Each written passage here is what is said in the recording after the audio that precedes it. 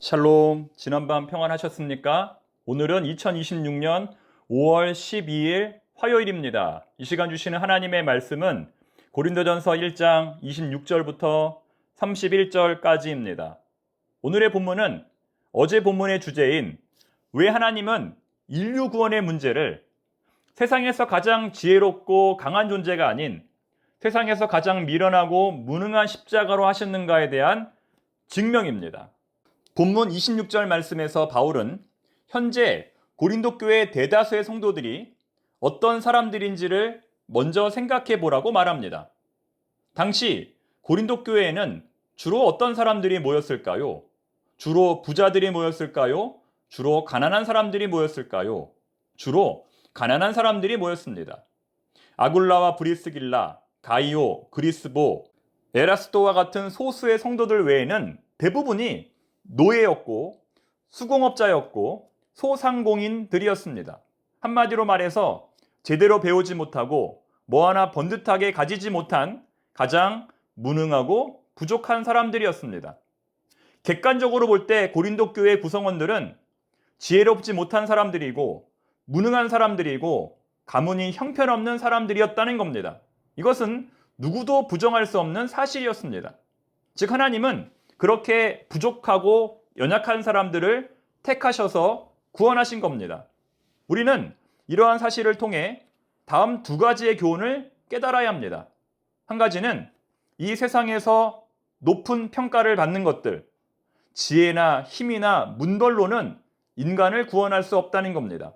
그것들이 아무리 위대하게 보이고 그럴듯하게 여겨져도 절대 인간을 구원할 수 없다는 겁니다. 우리는 그것들이 우리를 구원할 것이라는 허상에서 빠져나와야 합니다. 둘째로 우리는 우리 하나님에게는 어떠한 능력이 있는가를 생각해 보아야 합니다. 우리 하나님에게는 아무것도 가진 것이 없고 아무것도 내세울 수 없는 사람들을 하나님의 자녀로 만들 수 있는 지혜와 능력이 있다는 것입니다. 여러분 믿으십니까? 이어지는 27절 말씀을 보면 두 문장이 연속해서 반복되고 있습니다. 그것은 바로 부끄럽게 하다입니다. 지혜 있는 자들을 부끄럽게 하시려고 세상의 어리석은 것들을 택하셨으며 강한 것들을 부끄럽게 하시려고 세상의 약한 것들을 택하셨습니다. 하나님께서 이 세상의 어리석은 것들과 약한 것들을 택하신 이유는 지혜 있는 자들과 강한 자들을 부끄럽게 하시기 위해서였다는 겁니다. 만약 올림픽 경기에서 세계 랭킹 1위에 있던 사람이 예선 탈락을 하면 부끄러움을 당합니다. 강력한 우승 후보가 예선에서 떨어지면 큰 창피를 당합니다. 반면에 세계 랭킹 100위에 있던 사람이 우승을 하게 되면 큰 영광을 받게 됩니다. 어느 누구도 주목하지 않던 사람이 우승하게 되면 큰 영광을 받게 됩니다. 지금의 상황이 바로 그렇다는 겁니다. 하나님께서 세계 랭킹 1위가 아니라 100위를 선택하셔서 우승하게 하신 이유는 세계 랭킹 1위를 부끄럽게 하시려고 그렇게 했다는 겁니다. 그런데 28절 말씀을 보면 바울은 그보다 훨씬 더 강한 표현으로 하나님께서 왜 그런 사람들을 선택하셨는지에 대해서 말합니다. 왜 하나님은 그런 인간적인 면에서 부족하고 형편없는 사람들을 택하셨을까요? 여러분 놀라지 마십시오. 그것은 잘 나가던 사람들을 없애시기 위해서입니다. 패하기 위해서입니다. 왜 하나님은 잘 나가는 것들을 없애려 하실까요? 왜 있는 것들을 패하려 하실까요? 하나님이 자존심이 약하셔서 열등감이 심하셔서 사람들이 잘 나가는 꼴을 못 보시기 때문일까요? 그것이 아니라 우리가 소위 세상적인 성공이라고 말하는 것들, 지혜, 능력, 문벌, 재산, 건강, 성취, 명예 같은 것들이 마치 우리 인간에게 구원을 가져다 줄 것처럼 보이기 때문입니다. 그것들이 우리 인간들에게 구원의 환상을 심어 진정한 구원자이신 하나님을 믿지 못하게 만들기 때문입니다. 즉, 하나님이 아니면서 구원자가 아니면서 인간에게 구원의 환상을 심어주는 모든 우상들을 제거하기 위해서 이렇게 하신다는 겁니다. 하나님은 무에서 유를 창조하시는 분입니다.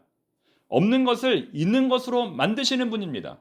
창조주이신 하나님은 지혜 없는 인간에게 지혜를 주시고 능력 없는 인간에게 능력을 주시고 문벌 없는 인간에게 문벌을 주실 수 있는 분입니다. 마찬가지로 의가 전혀 없는 죄인을 의로 충만한 사람으로 만드시는 분입니다. 그러므로 구원은 하나님의 창조 행위입니다. 태초에 하나님께서 무에서 유를 창조하신 것처럼 하나님은 구원의 자격이 전혀 없는 우리를 선택하셔서 구원의 자격이 충만한 사람으로 만드신다는 겁니다. 그러므로 우리는 하나님 앞에서 그 어떤 것에 대해서도 자랑할 수 없습니다. 29절 말씀이죠. 이는 아무 육체도 하나님 앞에서 자랑하지 못하게 하려 하심이라. 스스로 자랑할 것이 있다고 여기는 순간 그 인간은 하나님의 구원을 맛볼 수 없습니다. 이것만큼은 나의 공로지, 이것만큼은 누구도 나를 따라올 수 없지 라고 생각하는 순간 그 인간은 천국이 아니라 지옥으로 떨어질 수밖에 없습니다. 즉, 아무리 자랑할 것이 많아도 그것이 하나님 앞에서는 아무것도 아님을 깨닫고 오로지 하나님만 의지하는 사람이 구원을 받을 수 있다는 겁니다.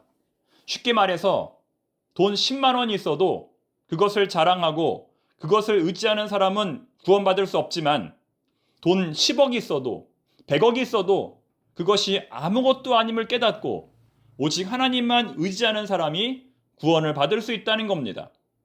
이러한 구원의 은혜성을 깨닫지 못했던 고린도 교인들은 교회 안에서 세상 사람들처럼 자신들의 가문과 학벌과 권세와 부를 자랑했습니다.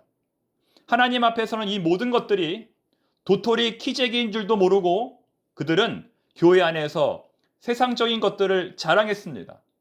자기가 가진 돈이 얼마나 많은지, 자기 자식이 얼마나 공부를 잘하는지, 자기가 나온 대학이 얼마나 좋은 대학인지, 자기가 살고 있는 집이 얼마나 비싼 집인지 자랑했다는 겁니다.